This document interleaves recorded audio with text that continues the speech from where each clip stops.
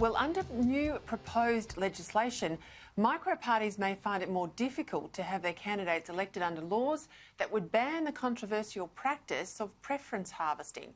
Now, essentially, this is the act of striking backroom deals to funnel votes to certain candidates. And the result is it can increase the likelihood of being elected for minor party candidates and high-profile independents who sign up. For more on this, I'm joined by the chair of the Federal Committee, the Joint Standing Committee on Electoral Matters, Senator James McGrath. James, this is a new bill that was introduced into the Parliament in Victoria. It happens, as we know, federally as well, although you don't have legislation like this. What do you make of the bill today? Yeah, the bill's introduced, ironically, by someone who's benefited from preference deal, that being Fiona Patten, and she's admitted that it might cost her herself. She's used Glenn Drury, the infamous preference whisperer. I'm actually not opposed to this bill. I don't like the fact that shady deals can be done in shady rooms by shady people being paid money. When you come to democracy, there's nothing wrong with parties swapping preferences. The Liberal and National parties obviously do it outside of Queensland. But when it comes to these dodgy deals between minor parties, and you get parties like the Motoring Enthusiast Party elected, or the Sex Party, you sort of have to wonder, are people playing democracy? And democracy is not a toy. It is something to represent the views of people and not to be used by people to get a paycheck for 3 or 6 years. Yeah, it's interesting. Do you think you need something like that at a federal level? Federally for the Senate, one of the reforms that's come in that the government brought in from 2013 is to stop these deals being done actually in the Senate. So it gives the voter the power to make sure they decide where their preferences go. So you no longer in the Senate lodge preference tickets, which has stopped some of the minor parties getting through and playing the system. One of the things we certainly could look at a federal level is where the optional preferential voting comes in. It's something that my party strongly supports. There's things like that we can do. We can also make sure that it is that while we don't want to stop people registering political parties, we've got to make sure these small political parties are genuine and are not being used by someone to try and get themselves a job for 3 or 6 years. Or that they have a name that sort of is attractive to someone going in and just having a throwaway vote, but they bear no relevance to the title, to the individuals behind it or its broader platform. I want to talk to you about issues regarding the integrity of our voting system more generally. We've seen a lot of debate about this coming out of the United States. We're not the US, of course. We've got the Australian Electoral Commission. It sets all the rules, but it doesn't mean we're immune to the risk of fraud. In the 2016 election, there's an interesting statistic. There were more than 18,000 cases of apparent multiple voting. Now, we know that in elections in the past, 2016 and others before that, you can have a whole lot of people referred to the AFP regarding these allegations, but very, very few convictions. Why aren't we adopting previous recommendations, James, of your committee that requires voters to have photo ID to go on the roll and also photo ID to vote on polling day? I don't know, but I can't prejudge my committee's report that's going to come out in a couple of weeks' time. But I'd be very surprised if the government members of that committee did not recommend that we bring in photo ID. Most Australians expect to show photo ID when they go in to vote. They know they've got to show it when they go into the surf club or the bowls club.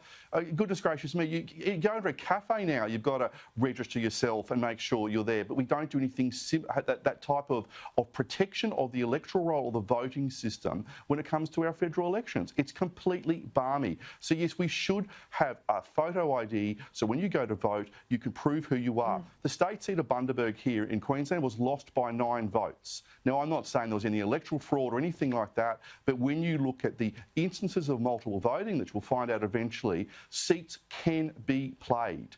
And we've got to make sure that our electoral system is not only fair and transparent, but it is seen to be fair and transparent. And the best way to do that is by making sure voters have voter ID.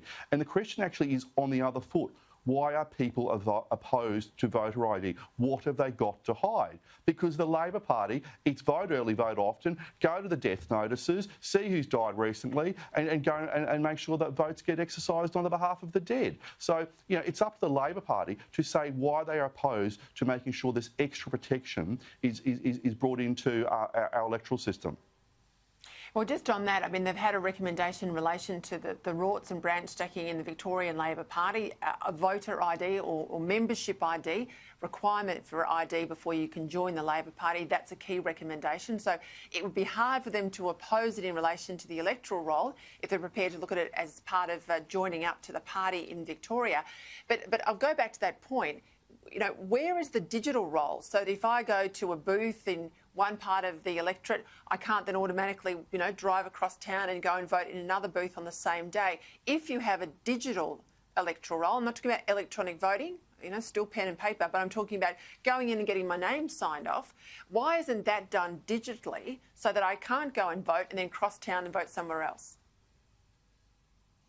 I agree with you about the importance of having an electoral roll, and there is a trial that has been happening with what's called the ECL, the electronic certified roll that is being looked at. The issue that I understand is actually cost. And that's one of the things, but it's something that I would not be surprised if James, you've got $1 trillion debt. You are heading towards $1 trillion debt.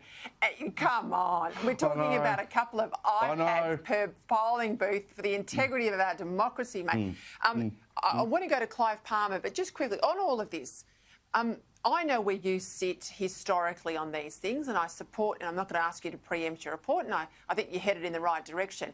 But this was a recommendation after the 2013 election. It was a recommendation after the 2016 election. We're now doing another report, mate. It's the 2020, and you'll be at the polls probably before any legislation can be moved. If the Liberal Party thinks it's such a good idea, you are in government. Where's the bill in the Parliament? I agree with you, and I strongly agree with you, and I share your frustration.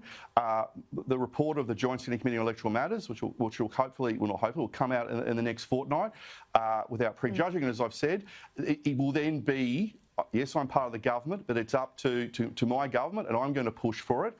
And if the government doesn't have the political will to do it, which I'm sure they will, I'm sure Prime Minister Morrison will, well, I'll bring in my own private member's bill to make sure this happens. And I know it will be supported by a lot of my colleagues because they share the views of yourself and the people who are listening into this program, because they know there is nothing wrong with showing photo ID to vote, because our voting system is far too important to make sure we don't add these protections into it.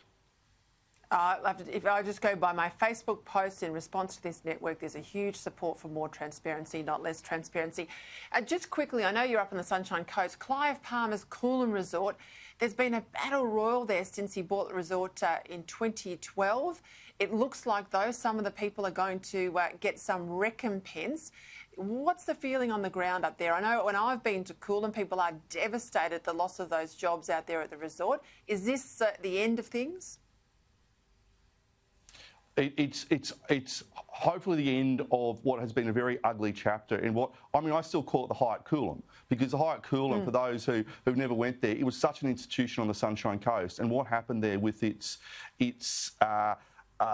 way it was handled by Clive, the jobs that were lost, the impact on the local businesses. For these unit holders, I am so happy that they have got a deal here that they can move on with the next chapter of their lives, because they were treated appallingly. The local community was treated appallingly, and let's hope we can just move on and try and rebuild the past for a better future on Coolum.